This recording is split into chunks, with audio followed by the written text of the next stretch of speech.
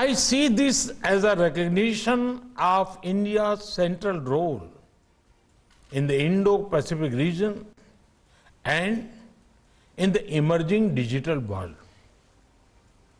It is also a tribute to the comprehensive strategic partnership between our two countries, a force of good for the region and the world. I congratulate the Sydney Dialogue for its focus on emerging critical and cyber technologies.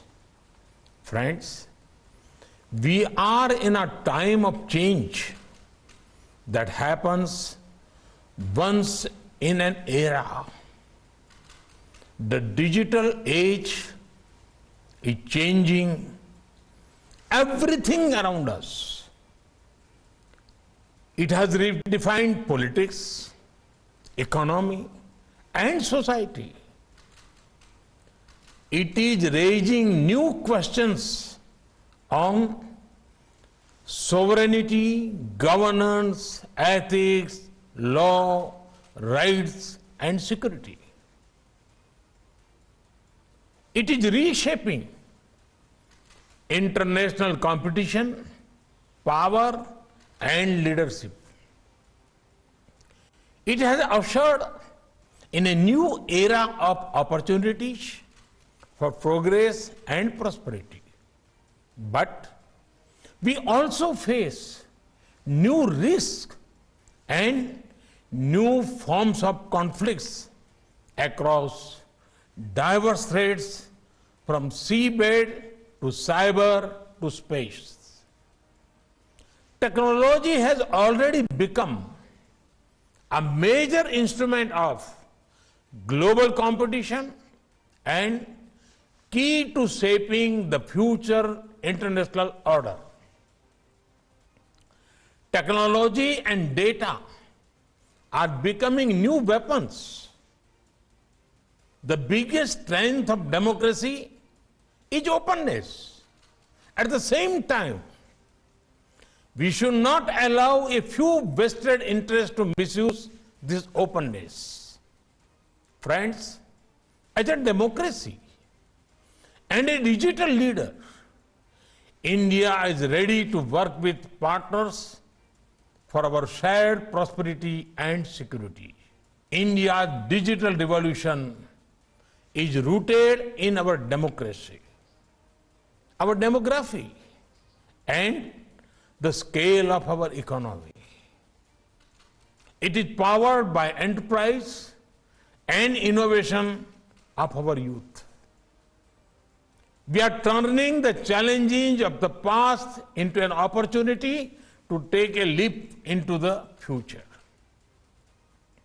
There are 5 important transitions taking place in India.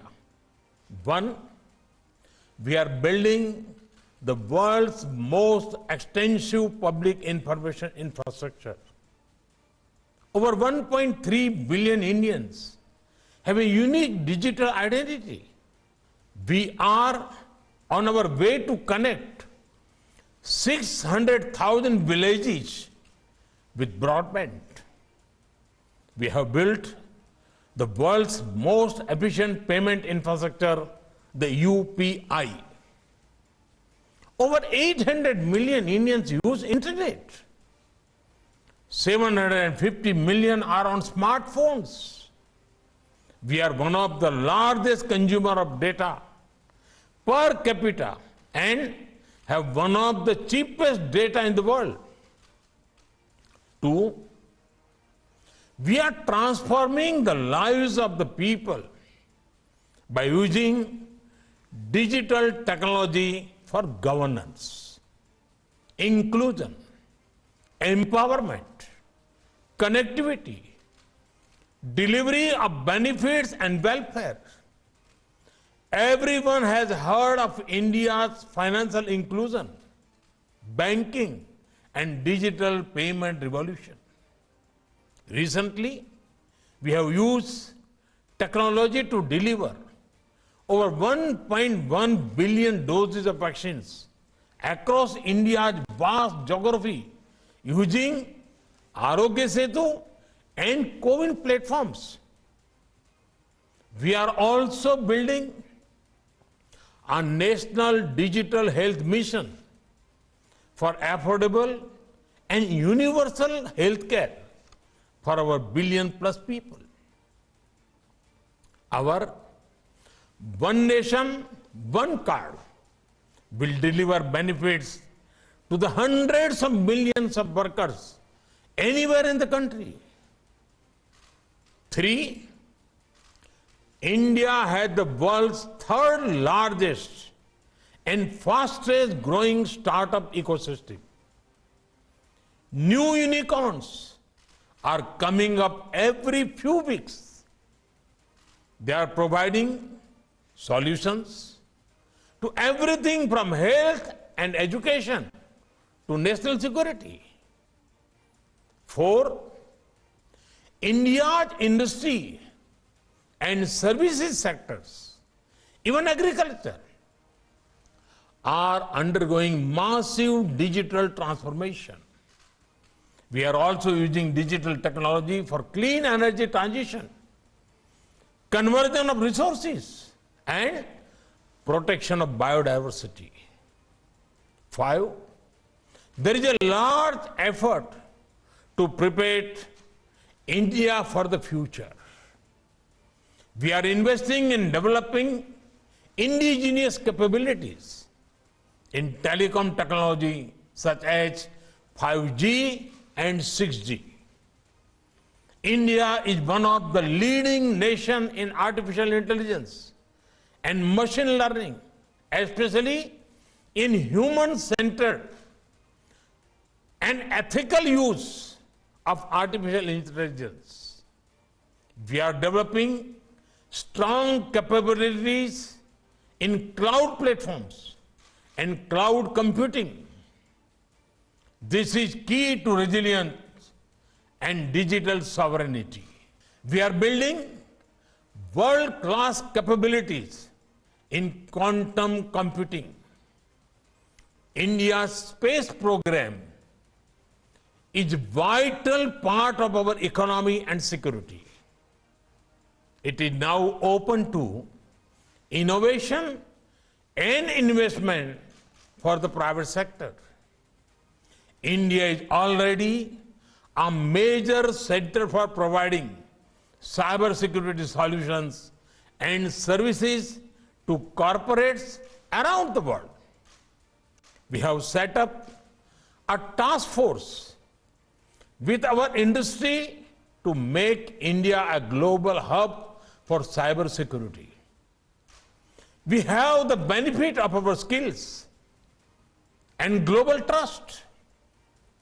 And now we are focusing on hardware. We are preparing a package of incentives to become a key manufacturer of semiconductors. Our production link incentive schemes in electronics and telecom are already attracting local and global players. To set up base in India, friends, the greatest product of technology today is data. In India, we have created a robust framework of data protection, privacy, and security. And at the same time, we use data as a source of empowerment of people. India has unmatched experience in doing this in a democratic framework with strong guarantees of individual rights. Friends, how a nation uses technology is linked to its values and vision. India's democratic traditions are old. Its modern institutions are strong. And we have always believed in the world as one family. India's IT talent helped to create the global digital economy. It helped cope with the Y2K problem. It has contributed to the evolution of technologies and services we use in our daily lives. Today, we offer our CoWIN platform to the entire world free and made it open source software. India's extensive experience with use of technology and policy for public good, including development and social empowerment, can be of great help to the developing world. We can work together to empower nations and their people and prepare them for the opportunities of this century. That is also important for building a future of this world that reflects our democratic ideals and values. That is as important as our own national security and prosperity. Friends, it is therefore essential for democracies to work together, to invest together in research and development in future technology, to develop trusted manufacturing base and trusted supply chains, to deepen intelligence and operational cooperation on cyber security, protect critical information infrastructure, to prevent manipulation of public opinions, to develop technical and governance standards and norms consisting with our democratic values, and to create standards and norms for data governance and for cross-border flow that protect and secure data.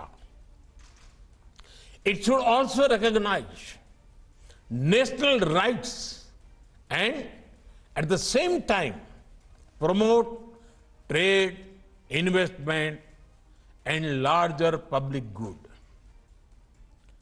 Take cryptocurrency or Bitcoin, for example.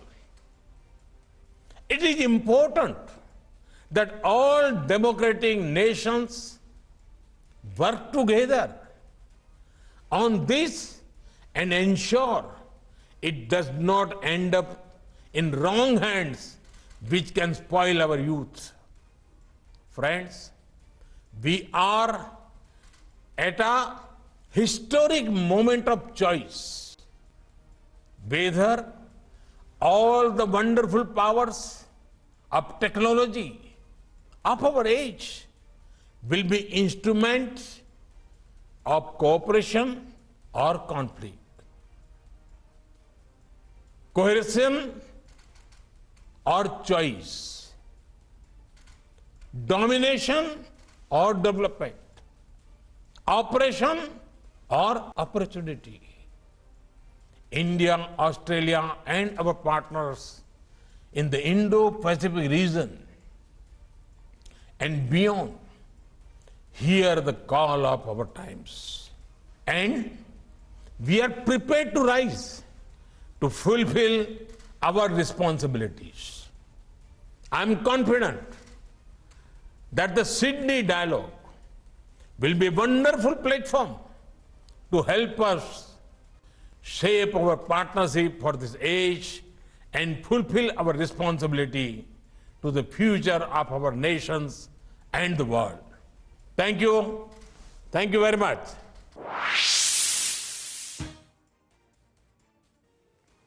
तो प्रधानमंत्री नरेंद्र मोदी को आप सुन रहे थे Sydney dialogue में प्रधानमंत्री नरेंद्र मोदी का ये संबोधन, और किस तरह से जो दुनिया के जिम्मेदार मुल्क है वो आज की तारीख में अपनी जिम्मेदारी निभाएं। भारत और ऑस्ट्रेलिया की मजबूत पार्टनरशिप का जिक्र किया प्रधानमंत्री मोदी ने, और आने वाले वक्त में ये दोनों मुल्क किस तरह से अपनी जिम्मेदारी निभाते हुए टेक्नोलॉजी डेवलपमेंट को और आगे बढ़ाएंगे और उसका फायदा दोनों मुल्कों को होगा, उसकी डिटेल देते हुए प्रधानमंत्री नरेंद्र मोदी।